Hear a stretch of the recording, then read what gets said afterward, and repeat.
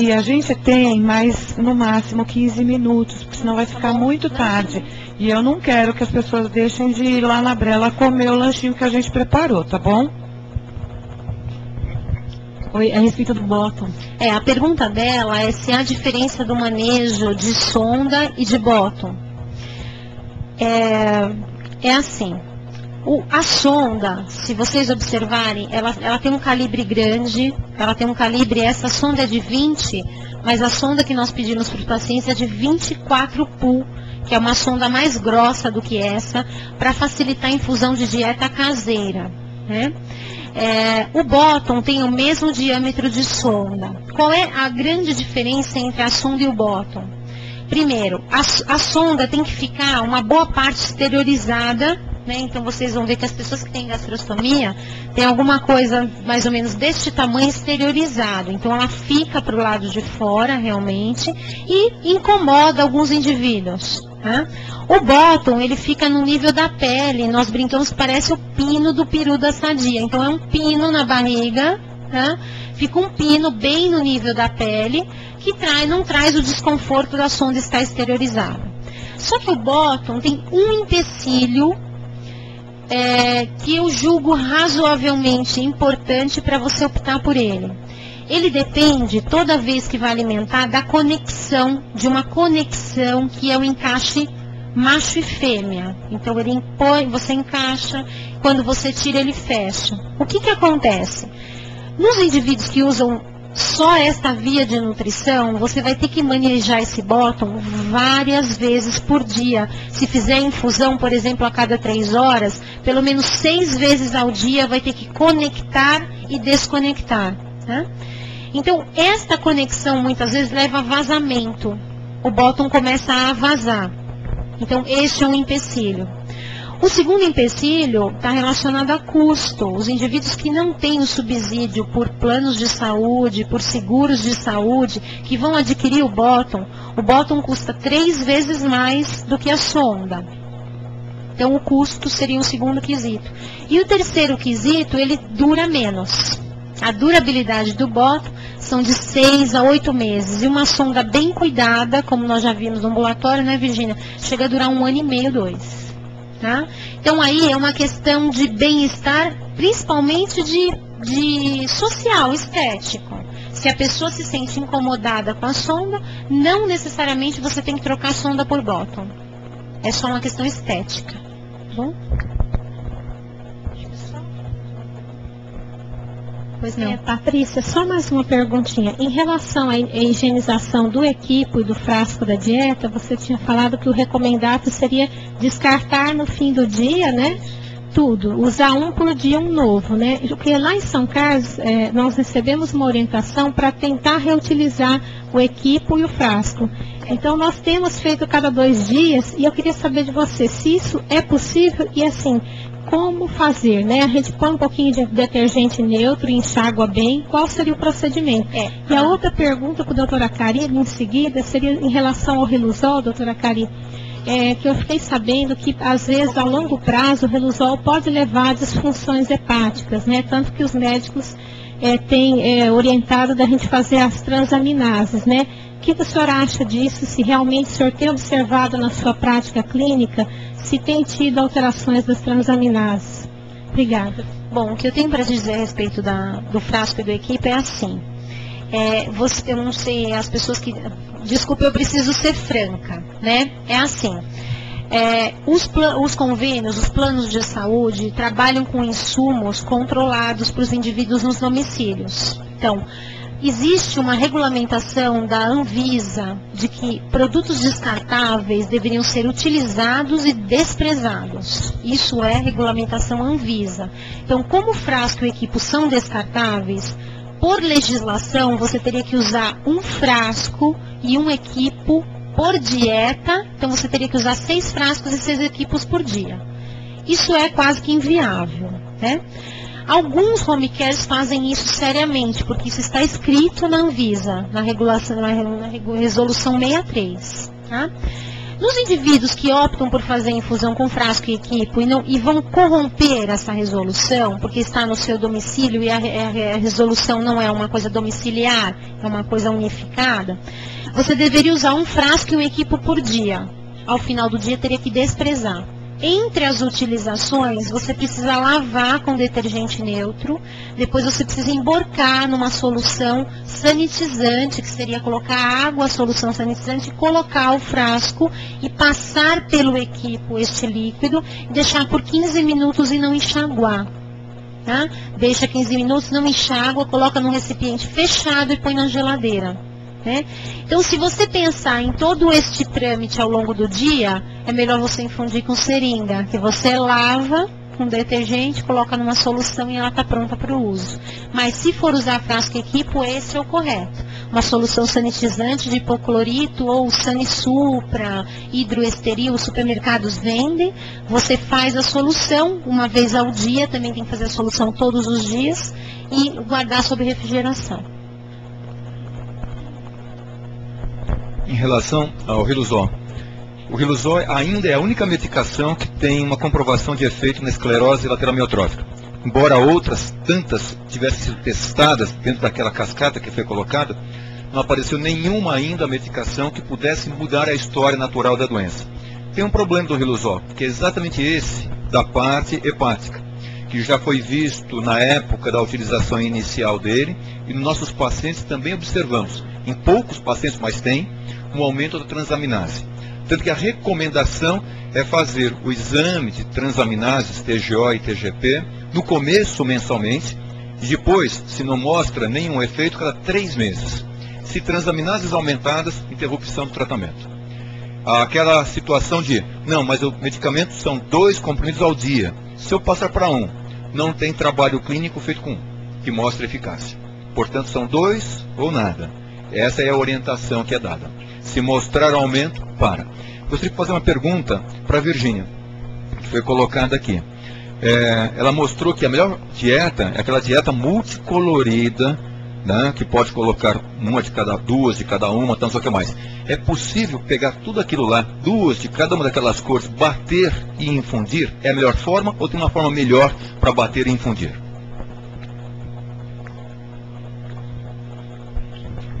Bom, na verdade, complementando o que a Patrícia falou, né, e vocês são, né, muitos já sabem da nosso conceito, é assim, quando a gente vai fazer uma dieta, a dieta, se ela é uma dieta caseira, então ela vai ter que ter todos os macronutrientes, vai ter que ter um representante de proteína, que é a carne e o frango, né, os legumes, as verduras, né, vai ter que ter o óleo, né, e isso vai variar de acordo com a necessidade do paciente. Então, sim, pode ser feita uma sopinha, uma sopa completa, ou mesmo o arroz bem cozidinho, caldinho de feijão, a carninha moída, a verdura, pode ser processado isso de uma forma que a gente mantém as quantidades estabelecidas pelos nutricionistas, tá? E ser infundido pela sonda, através da seringa. Isso pode ser feito. Assim como, isso sim, é uma prática. É o leite, é o mingau de manhã, é a vitamina batida lá com a fruta, com o cereal, com o suplemento junto, bate-se tudo, né? Processa-se tudo e pode ser infundido pela sonda ou pela via oral, de acordo com a condição do paciente de deglutir, né? Se ele pode deglutir, né, mais pastoso ou menos pastoso. Então é possível sim. Completei? Doutora Cari, eu sou irmã do paciente José Wilson. Aí tá chegando o momento que ele tá tirando o Riluzol dele. E aí, o que pode vir a acontecer? Vai ter que parar. Ele já tem 14 anos, 10 anos que ele usa a medicação. Tá tirando por quê? O Riluzol? Já tá dando complicação no fígado. Se estiver com essa alteração, tem que fazer realmente o cessar. Ela não deve ser mais utilizada. E nós estamos aguardando que agora em dezembro que nós tenhamos coisas novas. E eu acho que vai aparecer. É a minha impressão que irá aparecer. Mas se não aparecer, é melhor uma boa nutrição, uma boa orientação, do que fazer uma coisa que possa trazer malefício para ele. Uma situação básica em relação à parte de saúde é beneficência. Nós temos que procurar a beneficência, ou seja, o bem-estar do indivíduo, e evitar a maleficência. Se algo não trouxer de bem, melhor não utilizar. Aquela história, se bem não fizer mal, não fará, mal fará. Tenho certeza absoluta dessa situação. Se a medicação ela está trazendo já um malefício para ele, ela tem que ser interrompida. E assim, eu vou tirar esse remédio, então eu tenho que introduzir alguma outra coisa. É melhor não introduzir uma outra coisa, se não tiver informações baseadas em evidência científica. O melhor é aquilo que já foi colocado. O que é melhor para a saúde do indivíduo em todos os aspectos. E procurar isso. Do que simplesmente uma alternativa de remédio. A Irene, ela é irmã daquele paciente que eu comento sempre, que ele já está com 14 anos da doença, né? Não, do seu lado, LK. Era aqui, eu vou aqui primeiro.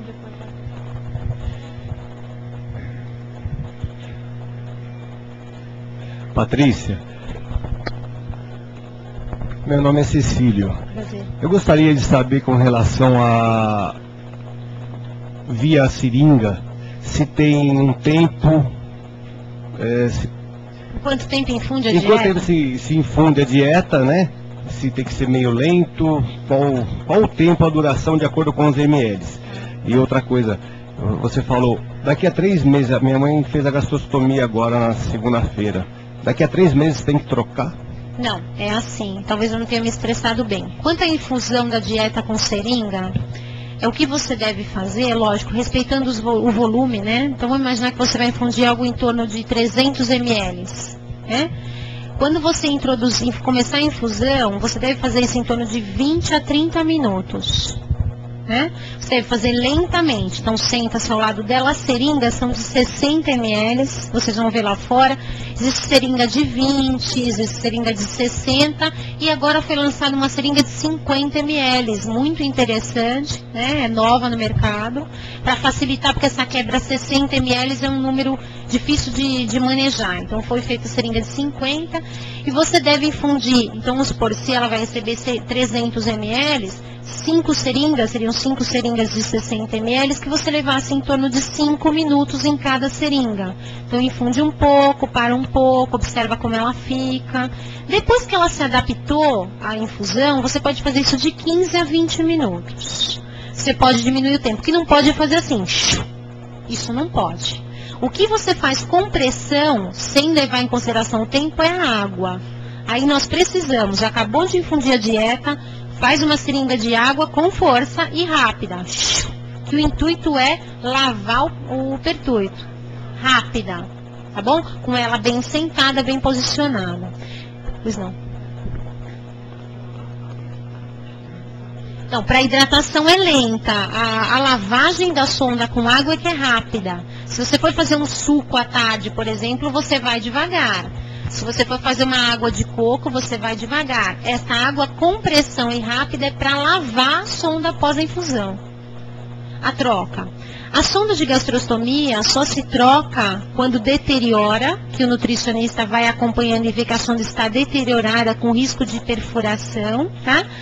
Isso leva, se você cuidar bem da sonda, eles dizem de 8 a 12 meses. Nós temos experiência de 24 meses com a sonda em boas condições. Então, só troca em 3 meses se você quiser trocar por um bottom para trazer bem-estar. Senão, você só vai fazer a troca quando deteriorar. Tudo bem?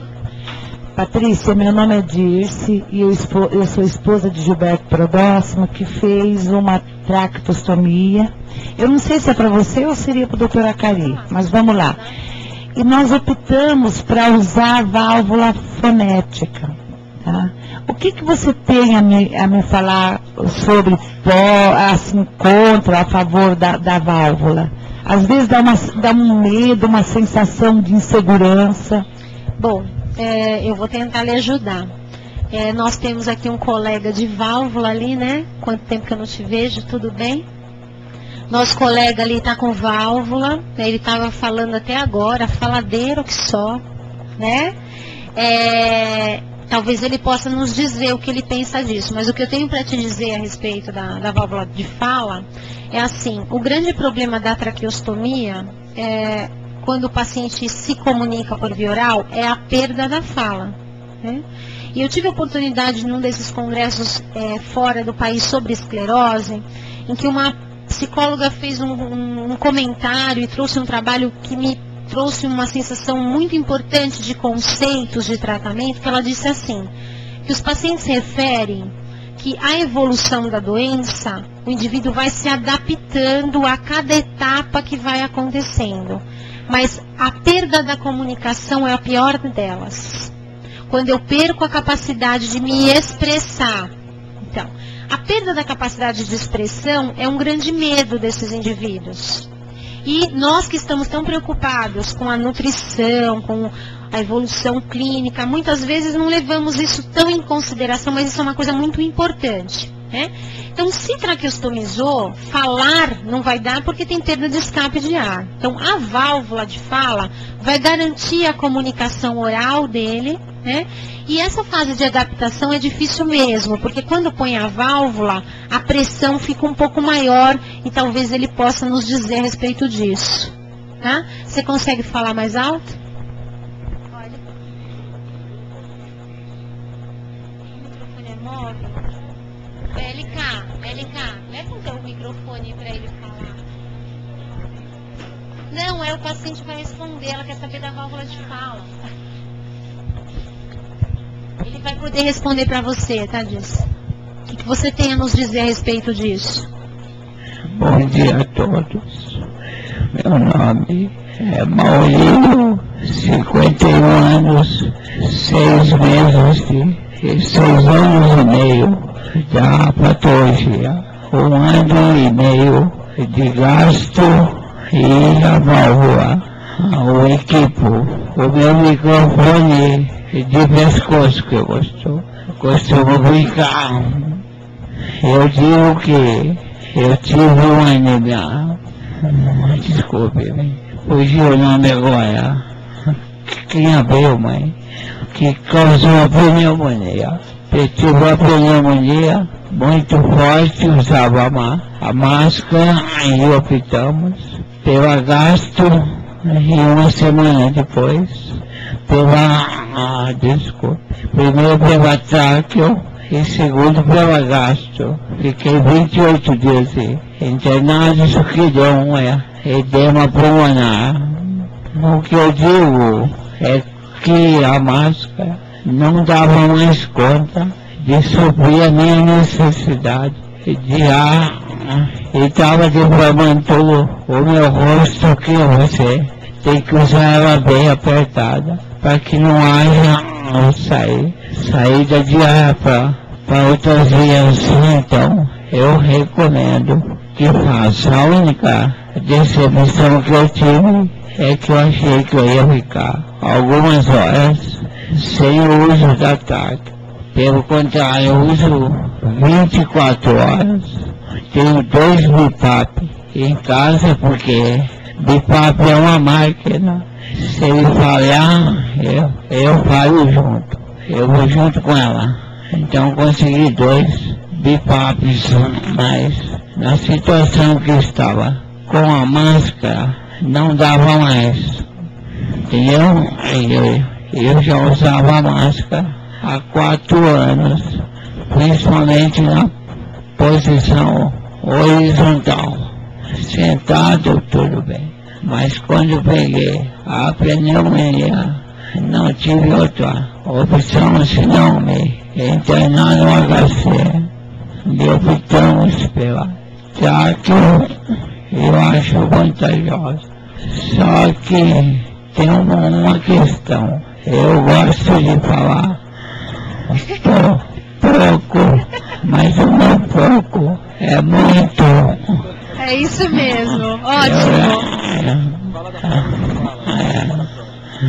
Eu, há 1 ano e meio, estou com a tráqueo e ainda não contei o meu limite de falar ou não falar.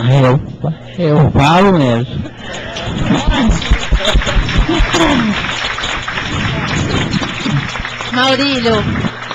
Maurílio, obrigada pelo depoimento. Quanto à válvula de fala, eu uso muito pouco. Eu não me adaptei a ela ainda. Eu uso mais mesmo a tráqueo. Enquanto aguento, eu fico com o cuff aberto. O câncer é a bexiguinha externa, que é a mesma que tem aqui dentro de mim, que onde ele tem o ar, não deixa o ar passar para a boca nem para o nariz e nem para nenhum outro lugar. E a válvula de fala, no meu caso eu tenho usado muito pouco, porque eu acho que ela protege, mas a entrada da alimentação no pulmão, mas ela me dá mais cansaço, mais cansaço, tanto na fala quanto na alimentação, entendeu? Então é uma questão pessoal, vai depender da pessoa que se adaptar a ela. Eu digo para você que 1 ano e meio de estar que eu não me acostumei. Eu não uso a válvula de fala, apesar de ter em casa, eu não me acostumei. Muito pouco uso, entendeu? Não sei porque se eu falo demais. No momento ele está com ela. Não tá, papai? Tá só com o cuff? Ah, tá fechado. Só o cuff. Ela é verde. No caso é verde. E ela acordou do meu time de Palmeiras.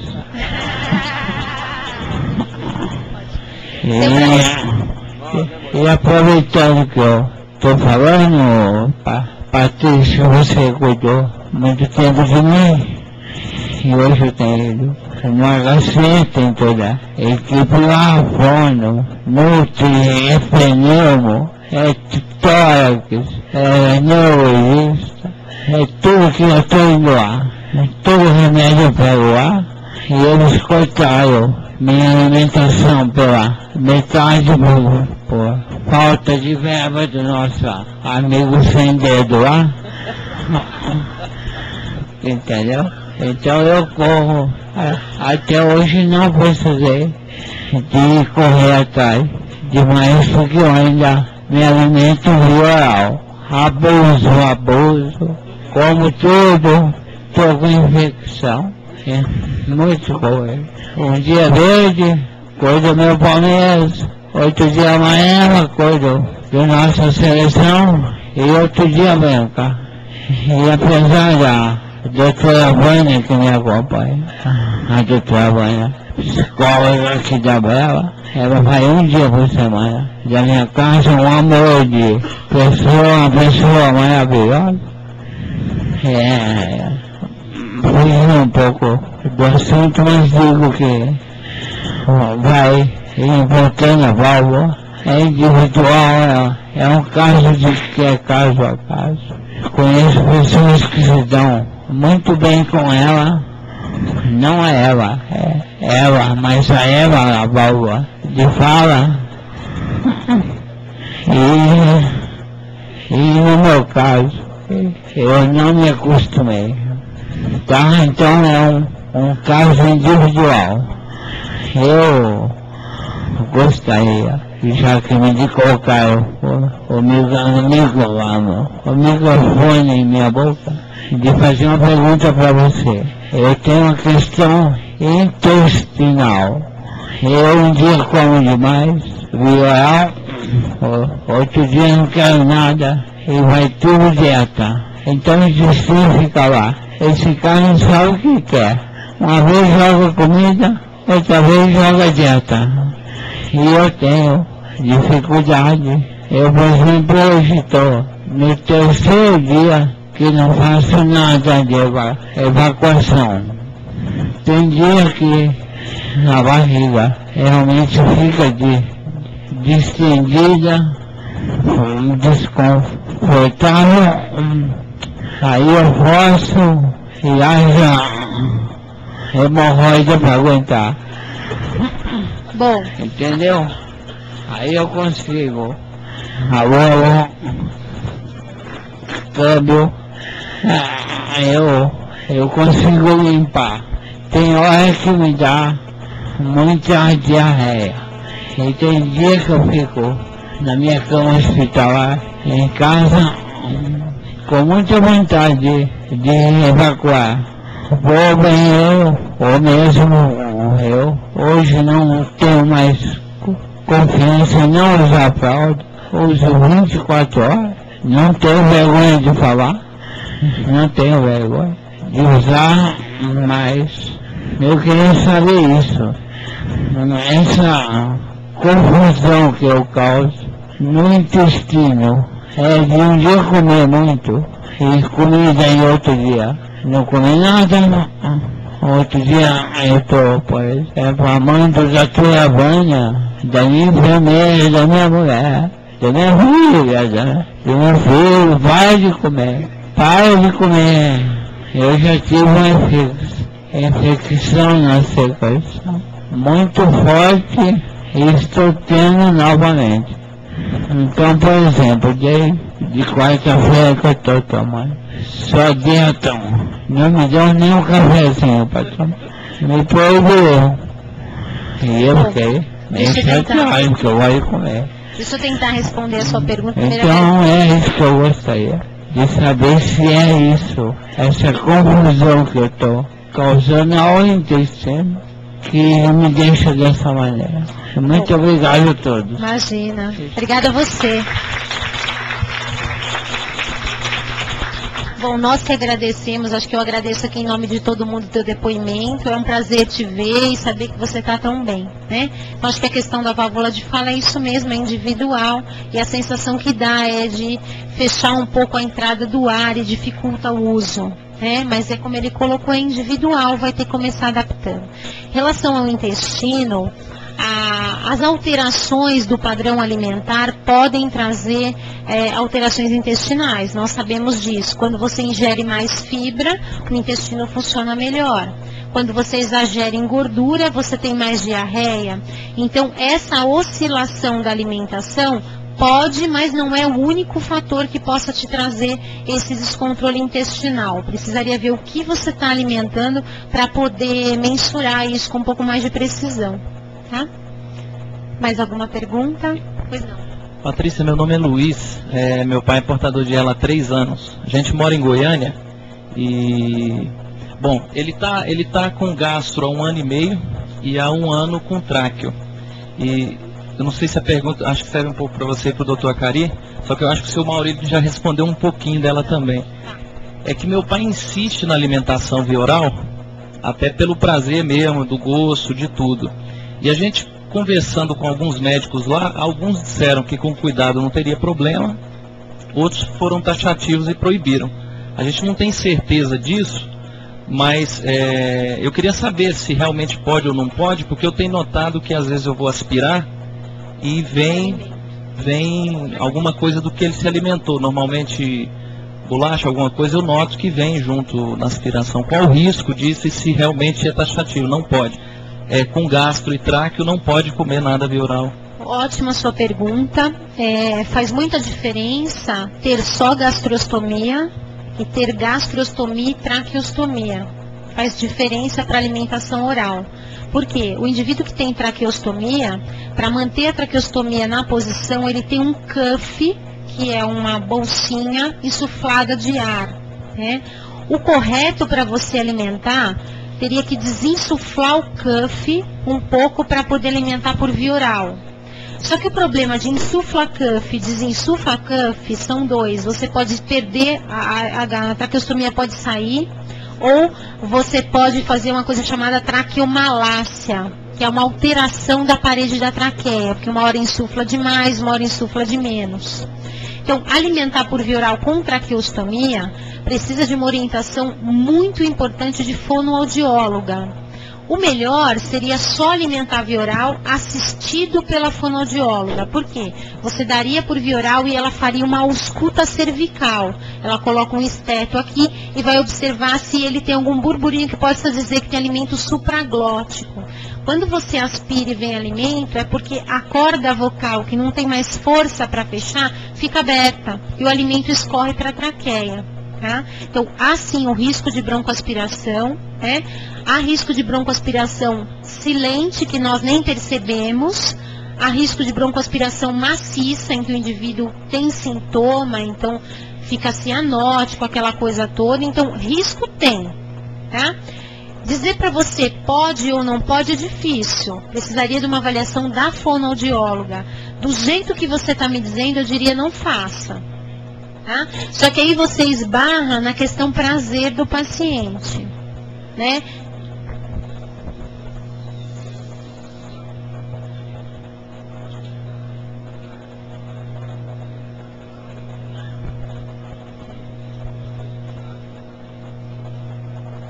Então, na verdade, insuflar e desinsuflar o cuff tem que ser uma orientação da fono para dizer onde é a lesão, onde é a principal complicação estrutural. Porque tem doentes que, para alimentar, você insufla cuff para fazer maior pressão. E há doente que você desinsufla o cuff para facilitar a passagem. Então, esse diagnóstico, ele é fonoaudiológico. Teria que ver qual é a necessidade do seu pai. Mas o risco é grande. O risco existe. Tá? Pessoal, eu vou propor da gente poder encerrar aqui e continua ali a parte prática e depois da parte prática é que nós vamos lá para o lanche.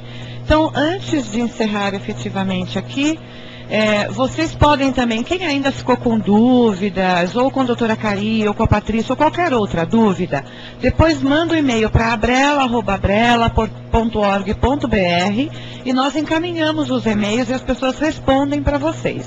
Então, ninguém vai ficar sem ter a dúvida respondida. E agora eu quero agradecer muito aos nossos palestrantes, a Patrícia, a Virgínia, a doutora Cari, a Valéria, e também agradecer a Marinha, que nos cedeu novamente esse espaço. Quem chegou depois, então, por favor, nos desculpe o transtorno. Houve um agendamento duplo no local onde estávamos.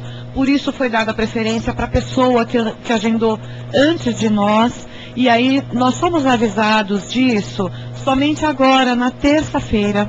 E aí eu tive que correr aqui na Marinha e eles gentilmente nos deixaram fazer o evento aqui. Mas nós não tivemos tempo de ligar para as pessoas e nem de mandar carta. Por isso colocamos os avisos no site, tá? Então nos desculpem e a gente vai tentar se organizar melhor, mas foi uma coisa que fugiu do controle. Então agora agradecemos realmente a Marinha, a Sargento Flaviane, que nos permitiu estar aqui, a Tenente Adriana, que nos ajudou hoje, o oficial de serviço. Agradecemos a vocês a presença e um bom final de reunião para nós todos.